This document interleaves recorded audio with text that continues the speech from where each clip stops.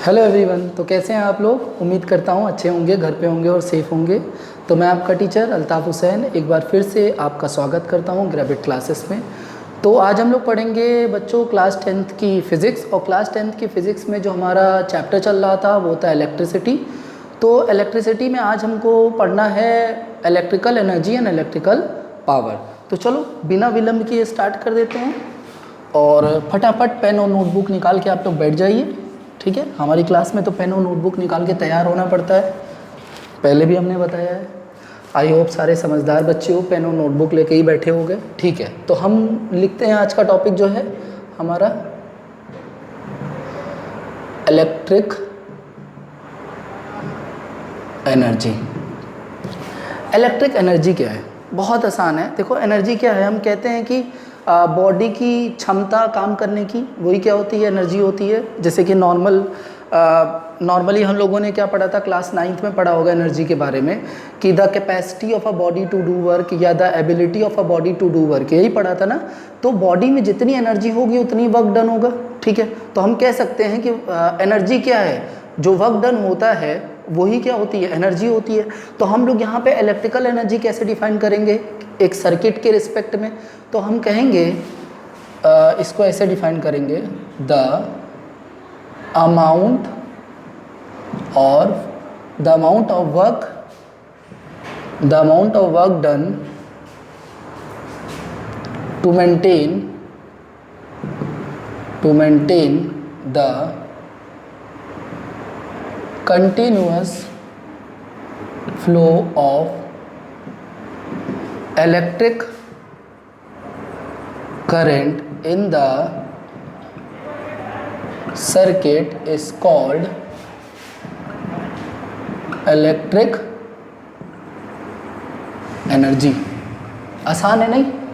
The amount of work done to maintain the continuous flow of electric current in the circuit, मतलब कि एक circuit है, electric circuit है, उसमें जो है कंटिन्यूस फ्लो ऑफ करंट करने के लिए जो वर्क डन होगा, मतलब कि एक सर्किट में कंटिन्यूसली करंट फ्लो कराने के लिए जो वर्क डन होगा उसी को हम लोग कहेंगे इलेक्ट्रिकल एनर्जी। ठीक है, इट इज डिनोटेड बाय कैसे डिनोट करते हैं? ई से। SI unit of electric energy is SI unit. अब इसकी क्या होती है? SI यूनिट इसकी होती है जूल। वही जो किसकी होती है?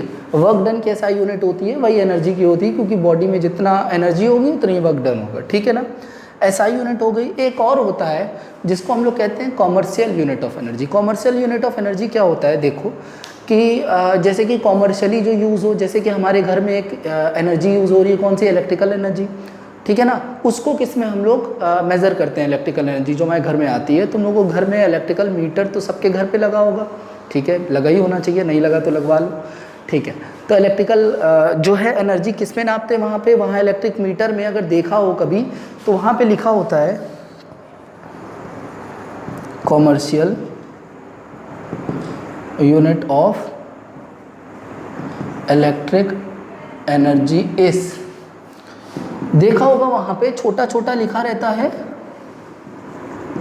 क्या लिखा होता है? किलोवाट आर, ऐसे लिखा होता है ब्रैकेट में KWH। देखा होगा इलेक्ट्रिकल मीटर के साइड में लिखा होता है KWH। ठीक है ना, KWH का मतलब होता है किलोवाट आर। ठीक है ना, जिसको बेसिकली हम लोग कहते हैं commercial unit of energy kilowatt hour. और बेसिकली याद रखना, हम लोग 1 किलोवाट आर हम लोग कहते हैं उसको, बेसिकली कितना कहते हैं? 1 यूनिट।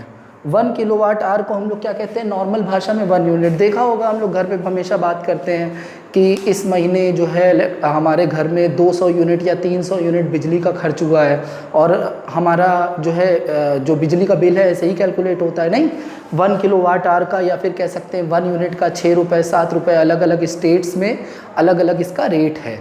ठीक है ना, जितना यूनिट हम लोगों ने, मान लो 1 यूनिट का खर्चा कितना आता है, मान लो हमने इस महीने 200 किलोवाट आर या फिर 200 यूनिट का इस महीने खर्च किया बिजली, और मान लो बिजली का रेट कितना है?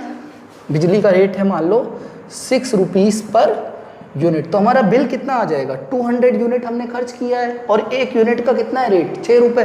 तो हमारा बिल आएगा 200 × 6, इस पे भी क्वेश्चन आ सकते हैं, 1200 रुपये का हमारा बिल आ जाएगा। नहीं कहते 200 यूनिट खर्च कर दिया 1200 रुपये बिल आ गया। तो बिल ऐसे ही कैलकुलेट होता है। तो तुम्हें समझ में आ गया कि commercial unit of electrical energy क्या होता है, किलोवाट आवर। अब एक क्वेश्चन और यहाँ पे अराइज होता है, इसको मिटा देते हैं अगर तुम लोगों ने कॉपी कर लिया हो तो, ठीक है। एक क्वेश्चन बड़ा अच्छा अराइज होता है, वो ये है कि what is the relation between commercial unit of energy and SI unit of energy. तो हो जाएगा ऐसे, relation between commercial unit and SI unit of energy या फिर इलेक्ट्रिक एनर्जी, इनके बीच में रिलेशन क्या होगा। बहुत आसान रिलेशन है, देखो हम बताते हैं। 1 किलोवाट आवर को हम पूरा इसको डिराइव कर देते हैं, ठीक है ना। 1 किलोवाट आवर को तुम क्या लिख सकते हो, कहोगे सर बहुत आसान है, 1 किलोवाट इंटू 1 आवर। आसान है ना, 1 किलोवाट आवर। 1 किलोवाट मतलब अगर 1 किलोवाट का कोई इलेक्ट्रिकल डिवाइस है, 1 किलोवाट मतलब 1000 वाट होता है ना। 1000 वाट की इलेक्ट्रिकल हीटर अगर उसको 1 घंटा चला दिया तो कितनी बिजली खर्च होगी, 1 किलोवाट आवर, जिसको हम लोग 1 यूनिट कहते हैं। 1 किलोवाट। अब देखो ये हमारा कॉमर्शियल यूनिट है, इसको किस में चेंज करना है, एसआई यूनिट में। तो सब कुछ एसआई में करते जाओ। जैसे एसआई यूनिट, ये किलोवाट क्या है, पावर है। पावर की एसआई यूनिट किलोवाट नहीं होती, क्या होती है, वॉट होती है। तो इसको वॉट में चेंज कर दो, कितना हो जाएगा 1 किलोवाट आवर की जगह, 1 किलोवाट की जगह 1000 वाट। और 1 आवर को किस में करना है, ये क्या है, आर क्या है, टाइम है। टाइम की एसआई यूनिट क्या होती है, आर नहीं होती, सेकंड होती है। तो 1 आवर को सेकंड में करो। 1 आवर में कितने मिनट होते हैं, 60 मिनट, और 1 मिनट में 60 सेकंड। तो 60 × 60 सेकंड कर देंगे, ठीक है। अब देखो ये कितना हो गया, 6 6 जा कितना हो गया, 36 पहले कर देते हैं। कितने जीरो हुए, 3 जीरो इधर, 4 और 1 5, 10 की पावर कितनी हो गई, 5। और यहाँ कितना हो गया, WS, वॉट सेकेंड।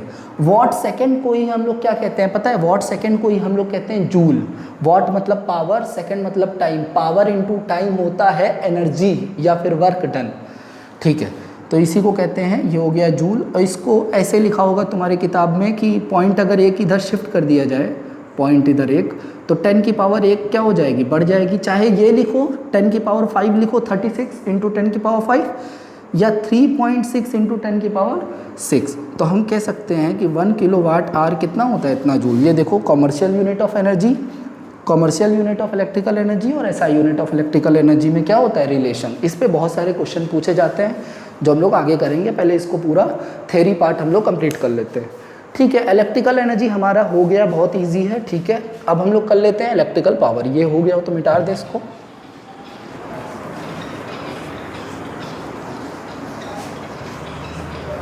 ठीक है। अब आ जाते हैं भाई, बड़ा ही आसान सा, एकदम प्यारा सा, क्यूट सा टॉपिक, इलेक्ट्रिकल पावर। बड़ा इंपॉर्टेंट है, क्वेश्चन इस पे काफ़ी पूछा जाता है बोर्ड में। इलेक्ट्रिकल पावर क्या होता है, तो हम कहेंगे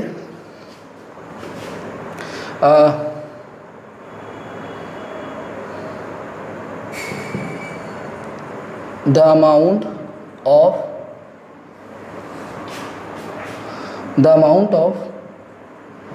work done per unit time is called electric power. The amount of work done per unit time is called electric power. That is electric power का जो हो जाएगा फॉर्मूला, पावर को P से डिनोट करते हैं, यहाँ लिख देते हैं it is denoted by P। यहाँ पे होता है दैट इज P की वैल्यू पता है क्या होती है, P की वैल्यू होती है the amount of work done per unit time, मतलब W/T। एक चीज़ और जान लो, यहाँ पे और भी लिख सकते हैं P। W वर्क डन कितना होता है भाई, जितनी एनर्जी होगी बॉडी में उतना ही तो वर्क डन होगा ना, अभी पीछे हमने पढ़ा। तो W की जगह तुम लोग E भी लिख सकते हो, E/T भी हो सकता है। ये इसको ऐसे लिख सकते हैं the amount of energy consumed per unit time, इसको लिख सकते हो, तुम लोग नोट डाउन कर सकते हो कि पावर की एक और डेफिनेशन ऐसे बन सकती है the amount of energy consumed, electrical energy consumed per unit time is called power. अब इसकी एसआई यूनिट क्या होती है, SI unit of power is what, ठीक उसी तरह जैसे जूल एक बहुत ही महान भाई साहब, मतलब बहुत ही महान एक साइंटिस्ट का नाम था, वैसे ही वॉट भी एक महान साइंटिस्ट का नाम है। सुना होगा नहीं जेम्स वॉट का नाम, स्टीम इंजन का आविष्कार सुना होगा, कभी बचपन में पढ़ा होगा इनके बारे में। ठीक है, एसआई यूनिट ऑफ पावर क्या होता है? एसआई यूनिट ऑफ पावर क्या होता है? एसआई यूनिट ऑफ पावर होता है वॉट। ठीक है, यहाँ तक तो क्लियर है। पावर क्या होती है? स्केलर क्वांटिटी होती है, लिख सकते हो power is a scalar quantity. अगर इतना हो गया हो, ये पी की तो एक फॉर्मूला हो गया, अब इतना हो गया हो तो इसको मिटा दें। पावर के कुछ और भी फॉर्मूले होते हैं जिस पे क्वेश्चन आते हैं, तो वो फॉर्मूले पढ़ लेते हैं।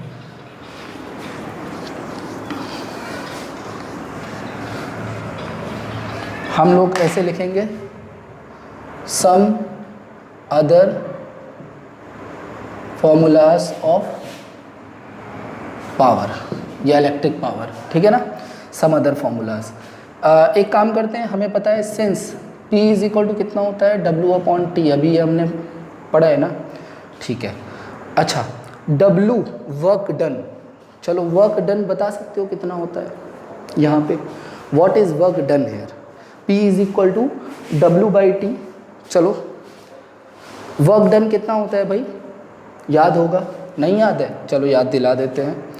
P इज इक्वल टू हो जाएगा, सिंस याद करो अभी हमने पढ़ा था V is equal to W/Q, और W इज इक्वल टू क्या हो जाएगा? ये Q डिवाइड हो रहा है, इधर जाके मल्टीप्लाई होगा, VQ हो जाएगा। तो W की जगह हम क्या रख दे? V into Q/T। W का देखो फॉर्मूला रख दिया VQ। अच्छा ठीक है, पावर इज इक्वल टू ये V हो गया। अच्छा ये Q/T कितना होता है ज़रा बताओ तो? ये Q/T कितना हो जाएगा? Charge upon time. तुम कहोगे सर ये तो करंट हो गया, तो P is equal to VI, formula number 1। एक फॉर्मूला ये बन गया। एक चीज़ और बनेगा इसमें, इसके बाद आ जाएगा P इज इक्वल टू, एक बात बताओ V का फॉर्मूला कितना होता है? V is equal to Ohm's law कितना होता है? IR। तो V की जगह कितना रख दिए? IR, और I यहाँ पे बगल में लिख दिए। यहाँ लिखेंगे since V is equal to IR, ये क्या होता है? Ohm's law. तो V की जगह IR रखें तो पावर का फॉर्मूला क्या बन गया? I into I square R, formula number 2। ये तो मेन फार्मूला हो गया। अब ये फार्मूला नंबर 1, फार्मूला नंबर 2, एक और फार्मूला होता है। 3 फार्मूले पावर के और निकल के आते हैं इसी फार्मूले से, मेन फार्मूले से।